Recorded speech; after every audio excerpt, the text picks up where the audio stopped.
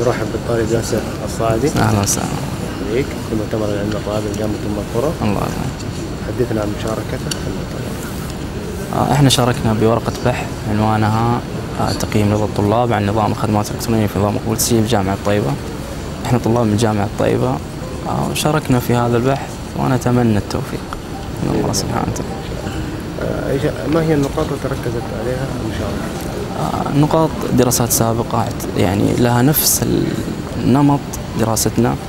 النتائج ركزنا عليها بكثرة، نتائج الاستبيان احنا قمنا باستطلاع آراء وطلعنا بنتائج، فهي النتائج أكثر شيء يعني ركزنا عليه في المشاركة. عدد الطلاب اللي في الاستبيان؟ عدد الطلاب 181 طالب، هي 200 بس النتائج يوم استلمناها 181.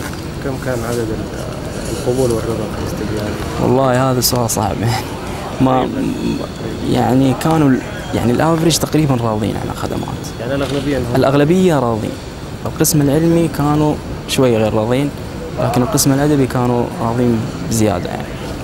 أنت راضي عن المشاركة اللي قدمتها؟ أنا راضي تمام الرضا إني تأهلت من الجامعة الحمد لله، ونطمح في الريشة الذهبية بإذن الله. شكرا جزيلا. حياك الله.